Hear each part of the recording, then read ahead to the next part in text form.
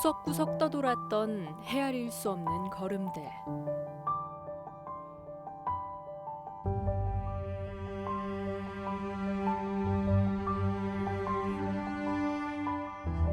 빛바랜 책들이 던진 수많은 생각과 의문들.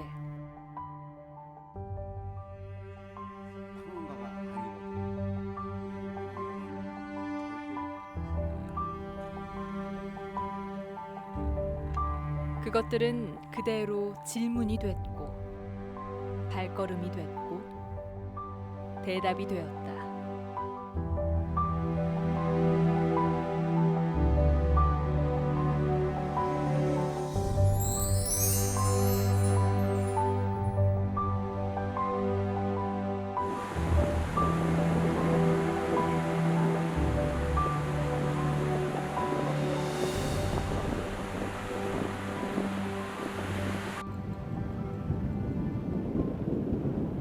오늘은 바닷바람이 거세다가 보니까 막 저 파도 소리 우리를 막 반겨주고 있잖아요. 네.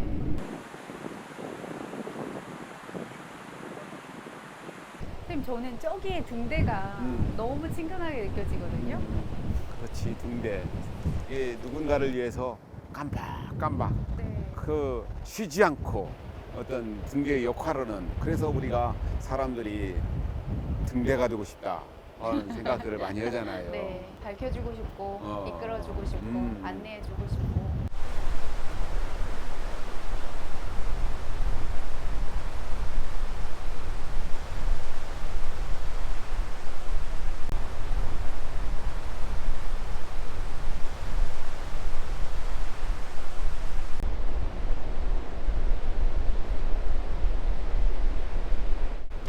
계단이.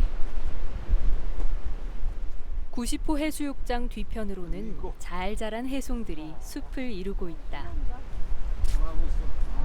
비 먹은 소나무, 나무 색깔이 정말. 바다를 배경으로 10여 미터가 넘는 소나무들 사이엔 산책로와 야영장이 마련돼 있다.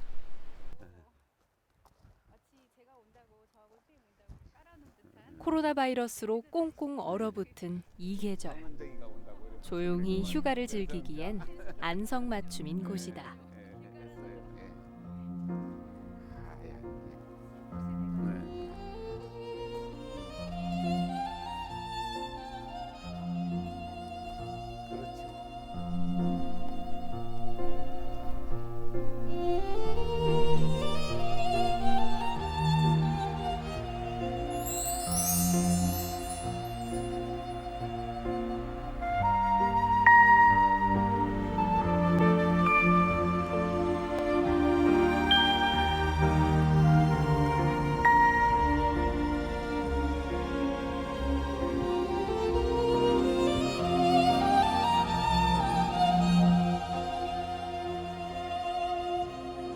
성은정 씨는 그러면은 어린 왕자를 언제 처음 읽었어요? 어린 왕자라는 책을요, 제 기억에 초등학생 때였던 것 같아요. 근데 그땐 정말 재미없었거든요. 이 책이 무슨 말인지도 못 알아듣겠고, 어른이 되어서 영화로 잠깐 봤는데도 시시하다 이런 생각을 했고요. 이제 나이가 좀 어느덧 들어서 최근에 다시 어린 왕자라는 책을 읽었을 때는 한 장 한 장이 거기서 그냥 머물게 되더라고요. 어린 왕자가 던지는 질문들 그 앞에 내가 서보니 막상 대답을 못하는 나의 모습을 또 보게 되고 참 심오한 책이었구나라는 새로운 발견을 이번에 하게 됐어요.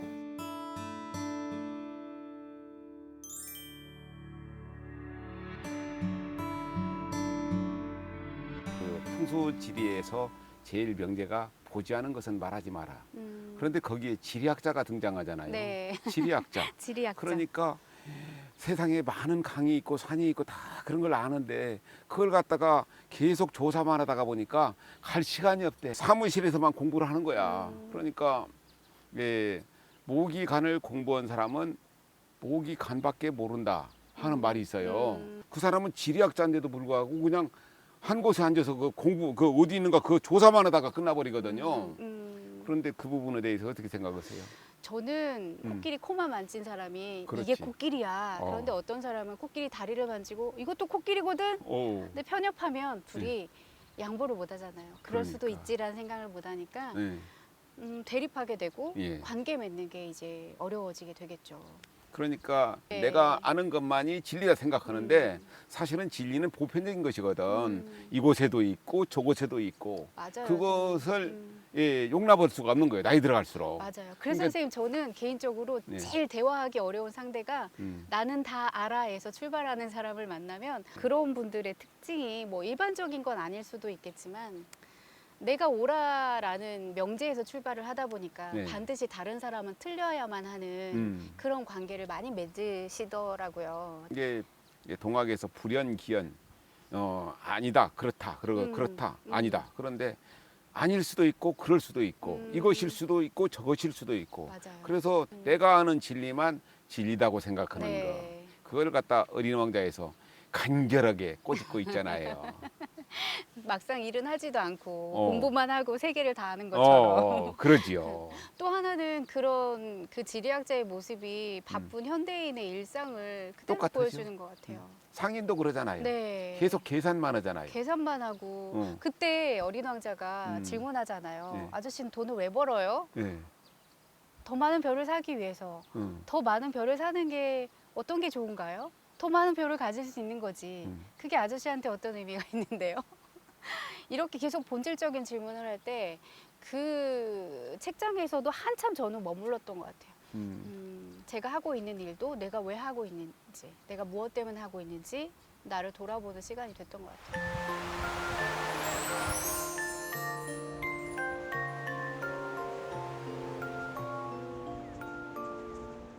어느 부분이 가장 가슴에 와 닿았어요? 책을 읽으면서 길들여진다. 길들여진다는 이 단어를 읽고 그 뒷장을 넘기질 않았어요. 이게 저한테는 새롭게 다가왔는데 도대체 길들여진다는 건 지금 내 나이에서 어떤 의미일까 이런 생각을 했었거든요. 선생님은 어떠셨어요? 길들여진다는 거 그러니까 어떤 대상하고 만나가지고 물론 이제 사람일 수도 있고 사물일 수도 있어요. 어떤 때는 꽃한테 내가 길들여질 수도 있잖아요. 이제 그런 것들을 만나가지고 서로가 서로를 알아가는 과정 그러면서 너무 가깝게 다가가도 안 되고 요즘에 아이유의 노래 뭐 50cm란 노래가 있던데 그만큼 가까우면서도 그런데 너무 가까이 다가가면 사람들이 또 그러거든요. 그러니까 천천히 다가가는 얘기를 하잖아요. 이게 천천히 다가가면서 서로를 알아가면서 길들여지는 것은 오래 가는데 너무 쉽게 만나고 너무 쉽게 헤어지고 너무 쉽게 이게 판단하고 그런 것들 그 스피드 시대가 낳은 폐단이 아닌가 그런 생각을 해요. 저는 길들여진다를 한참 생각했을 때 이게 좋은 쪽도 있고 안 좋은 쪽도 있을 것 같다는 생각을 했어요. 일단 처음에 들었을 때 단어의 어감은 약간 뭔가 내가 부리기 편한 식으로 이 사람의 성격이나 이 사람의 행동을 나 편한 식으로 이렇게 길들여 놓는다라는 그런 느낌도 없지 않아 있었고 또 반대쪽으로 생각을 해보면 길들여진다는 거는 익숙하고 편안한 거구나라는 그런 생각도 들었거든요. 그러면서 거기에서 여우가 길들여진다는 관계를 맺는다는 거야 라고 이야기를 했잖아요. 그러면서 비유를 들어줬던 게 너의 노란 머리칼과 밀밭 이야기를 해줬는데 거기서 저는 너무 감동이었거든요. 밀밭은 나랑 아무런 상관이 없지만 내가 너와 관계를 맺으면 앞으로 너 이 밀밭의 노란색을 보면 너를 떠올릴 거라는 의미잖아요. 그렇지. 그래서 길들여진다는 거는 그만큼 나를 오픈하고 나를 너에게 내어주고 내가 편한 식으로 그 사람을 부리는 게 아니라 그냥 그 사람이 있는 존재를 나에게 받아들이고 나도 있는 존재만큼 상대에게 내어주면서 서로 관계를 맺는 그런 게 아닐까라는 생각을 했어요. 그러니까 서로 자유를 주면서도 서로 같이 그 공존하고 같이 맞아요. 이제 서로가 인정하고 맞아요. 그럴 때 길들여지는 것이지 너는 나한테 와 내 네. 뜻대로 해 내가 원하는 대로 해야 돼. 그러면은 거기서부터 불협화음이 생기는 거예요. 저는 조금 가슴이 아픈 게 요즘에 아동학대가 사회적으로 많이 이슈가 되었고 또 한편으로 데이트 폭력도 많은 이슈가 되었잖아요. 네. 그러니까 그런 일들이 왜 벌어질까라고 제 나름대로 생각을 해보면 그냥 단순하게 하나인 것 같다라는 생각이 드는데 내 맘대로 되지 않는 것. 그러니까 데이트 폭력도 마찬가지인 것 같아요. 상대가 내가 원하는 식으로, 내가 원하는 방법대로 돼야 되는데 그게 되지 않으니까. 그러니까 상대의 노란색 머리를 인정해주지 않는 거. 그건 진정한 관계 맺음이 아니지 않을까요? 그러니까 그런 것들을 인정해 줄 때 그것이 가능하지 그렇지 않고 전부 다 그 자기 뜻대로 하려고 해서는 안 된다는 얘기지 이게. 그러니까 부모 자녀도 마찬가지예요. 것 같아요. 네, 내가 부모기 때문에 너는 엄마 아빠 시키는 대로 해. 이게 음, 물론 어린 아이일 때는 그런 규칙과 규율이 필요하지만 아이가 장성할수록 좀 선생님 말씀처럼 너는 너만의 행성, 엄마는 엄마만의 행성, 뭐 이렇게 좀 존중해 주는 거라고 저는 생각을 해요. 그러니까요. 존중해주고 그 상대별의 영향력을 나도 어느 정도 수용해주고. 그렇지. 네. 서로 인정해 준다는 네, 거. 그게 필요한 것 같은데 요즘 사회에는 그런 게 많이 없는 것 같아요. 그렇지요.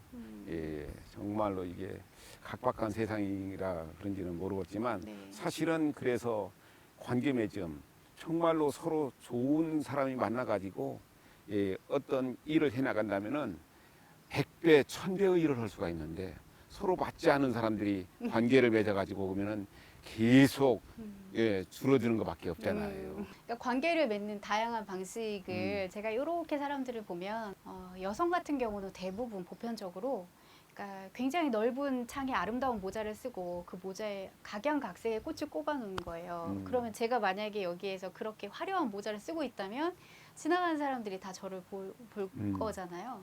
그거를 좋아하는 거죠. 그리고 그 더 많은 관심과 더 많은 인정을 받기 위해서 과다한 호의를 베푸는 거예요. 이렇게 네. 관계를 맺으시는 분들도 있더라고요. 많아요. 예, 또 어떤 분은 백과사전, 지식사전을 막 쌓아놓고 그 위에 앉아가지고 내가 세상의 모든 지식을 다 알고 있지라고 하시는 그렇게 관계를 맺으시는 분들도 좀 보았고요. 또 경쟁적으로 또 비판적으로 내가 판단받고 내가 뭔가 잘못됐다는 소리를 듣지 않기 위해서 오히려 다른 사람에게 비난의 화살을 돌리는 이런 식으로 관계 맺는 사람들도 있더라고요. 어찌 보면 자기가 누군지 정작 알지 못하는 사람들이 정말 태반이죠. 참 그러니까 어린 안타깝죠. 왕자가 계속 모든 행성에 가서 사람들을 만나지만 다 자기만의 세계에 실망하잖아요. 빠져 있어. 자기만의 세계에 네. 빠져 있으니까 어린 선생님. 왕자가 갈 데가 없잖아요.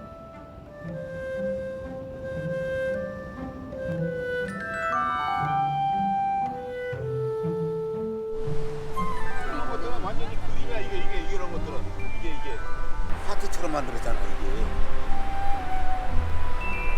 어린 왕자가 온 행성이 612호잖아요. 네, 소행성 612호.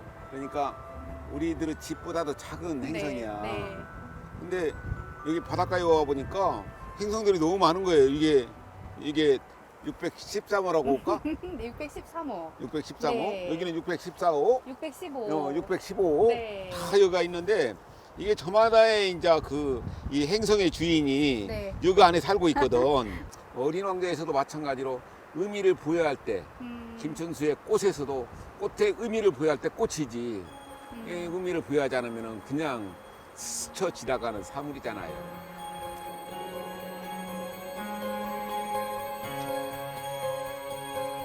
아유, 멋있다. Tell me you love me, tell me that you're mine again. Tell me you won't burn away. Turn like the seasons, turn back to me once again, circling all the way. Once you were my blue-white dreams, making love from an endless sleep. You made all of my wishes come true, turning all of my dreams into you. Turning and swirling and whirling round me again, 무슨 꽃? 너무 색깔이 예쁘네요. 이렇게 예쁜 꽃 봤어요? 아니 쌤 이게 우리나라 토끼풀하고 비슷한 것 같은데 근데 뭔가 좀 달라요. 외국에서 들어온 핑크빛인데 아, 이것을 가지고 색깔이 오늘 너무 처음 예쁘다. 만났으니까 내가 꽃반지를 하나 받았어. 아.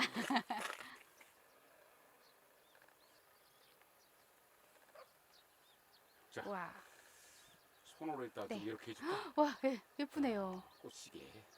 너무 제가 와 너무 예뻐요. 이게 와, 이렇게 예쁘다. 예쁜 것들이 자연 속에 있잖아. 이게. 네, 맞아요.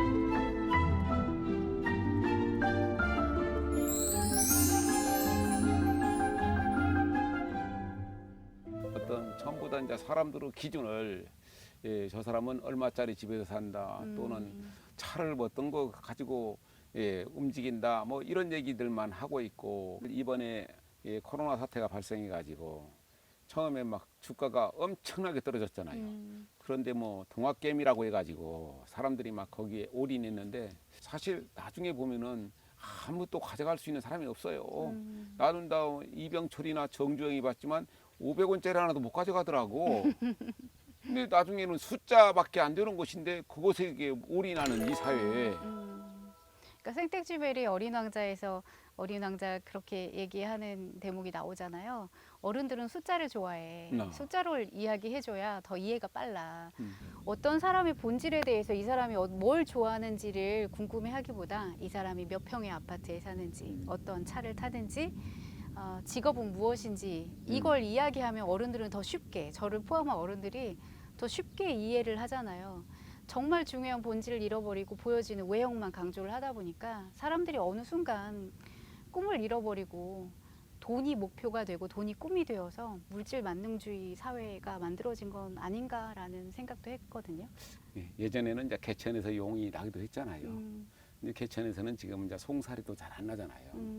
마찬가지로 이제 숫자만 좋아하는 것이 아니고 요즘에는 이제 뭐 대학도 대학에서부터 아파트도 어느 아파트 그리고 평수까지도 전부 다 그러니까 그것도 자꾸 세분화되는 거예요. 어떤 의미에서는 엄밀하게 얘기한다면은 거기에 이제 몰두하는 사회, 혈안이 되어 있는 사회, 과연 우리에게 어떤 희망이 있을 것인가? 그래도 희망이라는 것들은 어린아이들 보면은 천진난만하잖아요. 그 아이들한테 결국은 새로운 희망이 나오지 않을 것인가 그런 네. 생각을 하면서도 가끔 안타깝지요. 그러니까 어린아이들에게도 정말 좋은 가치관을 심어줘야 되는데 예. 부모와 어른 세대가 이미 그 물질 만능주의에 쩌들어서 그런 가치관을 가지고 아이를 양육한다면 그 아이 또한 그대로 배우지 않을까요? 그래서 어른들부터 정말 어린 왕자처럼 수에 연연하지 않고 그 인간의 본질됨을 그리고 본질됨을 봤을 때 또 내 안에 숨겨져 있던 셈이나 또 목표가 목표. 또 찾아지지 않을까라는 생각이 들어요.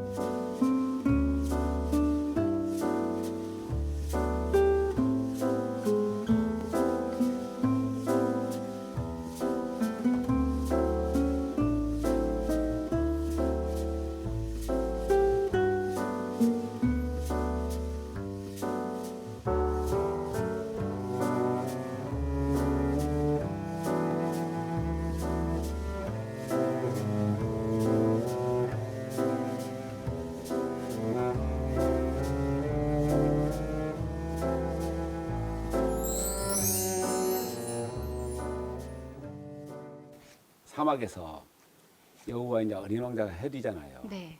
그때 우리 여우가 아주 중요한 비밀 하나를 알려주잖아요. 네. 정말 중요한 건 눈에 보이지 않는다. 근데 우리가 눈에 보이는 것으로 주로 모든 것을 재단하잖아요. 얼굴이 잘생겨야 하고 정치인도 얼굴이 잘생기면은 사람들이 좋아하거든요. 네? 마찬가지로 집도 근사하게 지어야 하잖아요. 그래야만이 그 집이 팔리거든. 정말 중요한 걸 놓치고 사니까 그런 것 같아요. 선생님은? 사실 아름다운 풍경이나 그런 것들을 네. 바라볼 때 막 경탄할 때 그때는 정말 어떻게 말로 설명할 수 없는 그런 막 기쁨, 그러면서 내 안에서 숨어 있었던 것들이 막 튀어나올 것 같은 그런 것들이 인생을 행복하게 하는 것인데, 그것들이 자꾸 사라져 가니까 자꾸 어떤 때는 내가 잘못 살았는가, 내가 이렇게 하는가, 그런 자괴감에 빠질 때 있어요. 사람들이 정말 중요한 내면의 것, 진짜 저 사람이 말하는 저희가 무엇인, 저 사람의 본심은 무엇이고 저 사람 어떤 마음인지에 대한 관심이 별로 없고 그냥 액면 그대로 저 사람 저런 행동을 하는 것만 받아들이다 보니까 진정한 관계가 맺어지지 않는 것 같다는 생각도 들거든요. 그렇죠. 진정으로 네. 마음을 열 수가 없죠. 네. 그러니까 어느 선까지, 그것도 계산된, 네. 설령 내게 10,000원이 있다면은 15,000원어치만 마음을 주고, 예, 그리고 또 마음을 못 얻으면 1,000원 더 줘, 또 더 주고, 이제 그런 경우가 있는데, 모든 것들이 이제 계산으로 이루어지는 것들. 그러니까 눈에 보이는 것보다는 마음으로 바라볼 때, 마음으로 다가가야 하거든. 네. 사실 마음이 제일 먼저 가는 것이 눈빛이거든요. 눈빛을 바라보면은 저 사람이 진정으로 나한테 얘기하는가. 물론 이제 눈빛도 숨기는 사람들이 더러 있어요. 근데 선생님 요즘에는 눈을 못 마주치는 사람도 굉장히 많아요. 왜요? 왜인지 궁금하시죠? 네. 사실 저도 궁금하긴 한데 그런 사람들을 만나면 굉장히 사람을 만나는 거 어려워하고 힘들어하고 내가 평가받지 않을까, 아니면 내가 욕을 먹지 않을까, 내 행동이 잘못되지 않을까, 이런 두려움 때문에 어떤 행동도 하지 못하고 다른 많은 관계 안에서 이야기도 못하고 주눅 들어 있는 경우도 굉장히 많거든요. 근데 제가 생각할 때는 그냥 그 사람의 본질 자체를, 그 사람이 하는 일 어렵고 힘든 행동을 보는 게 아니라 그 사람 내면에 감추어진 그 마음을 누군가 알아주고 꺼내어 주는 게 굉장히 필요한 일이 아닐까라는 생각도 들거든요. 그러니까 아까 우리가 얘기했던 것처럼 결국은 마음, 전부 다 사람의 마음 속에 내재되어 있는 보석들, 네. 누구도 어떤 거기에 따라갈 수 없는 그 사람만 가지고 있는 진기한 것들, 그것이 있는데 그걸 끄집어내지 못한다는 얘기잖아요. 네, 그러다 보니까 이 어린 왕자를 읽을 때 나의 순수성은 어디로 갔나 다시 한번 되돌아보게 됐고, 많은 사람들이 인간 내면 안에 있던 본질인 순수성, 그 깨끗함을 다시 한번 일깨울 수 있다면 우리 사는 사회가 조금 더 밝고 환해지지 않을까라는 생각도 해봤어요. 그러니까 어린 왕자가 사실은 아주 다른 행성으로 간 것이 아니고 네, 어느 순간 우리한테 올 수 있거든요. 네, 그것을 어린 왕자의 그 순수함을 받아들일 수 있는 마음의 자세, 그것들을 가지고 있을 때 어린 왕자가 내 곁에 왔을 때 어린 왕자를 알아보지, 그걸 잃어버리고 나면은 어린 왕자는 사실은 부적응자잖아요. 그렇죠? 어찌 보면 이상한 아이죠. 이상한 아이죠. 와가지고 양 그려 달라고 그러고, 네, 이해할 수 없는 아이죠. 네. 그런 마음의 자세를 갖고야 할 것 같아요. 그래가지고 어느 날 문득 내 곁에 어린 왕자가 올 때 그냥 꼭 안아줄 수 있고 그냥 순진무구하게 놓을 수 있는, 그것이 바로 아름다운 날이 아닐까, 그런 우리 생각을 합니다. 마음속에 있는 어린 왕자를 다 깨워야 될 것 같아요, 선생님. 그렇지, 어디서 네. 온다고 생각하지 말고. 네.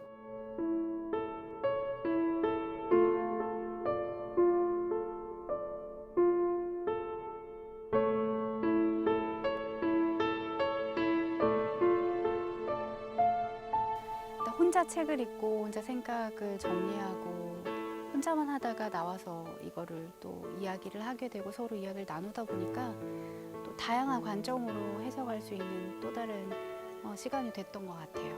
그래서 이 책을 읽으면서 정말 본질적이고 근본적인 질문을 자기 자신에게 던지는 그런 시간들이 되었으면 좋겠다라는 관점에서 책을 좀 권유해드리고 싶고, 정말 아름다운 것들, 본질적인 것들을 볼 줄 아는 눈이 어른들에게도 많이 생겼으면 좋겠다는 생각입니다.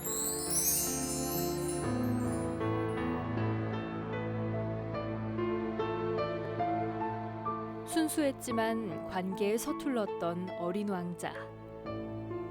끊임없이 원인을 묻고 마침내 답을 찾는다.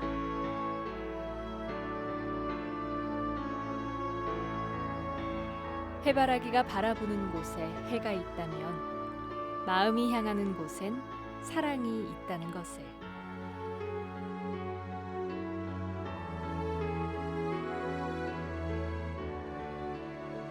내 안에 있을지 모를 어린 왕자를 만나고 싶다.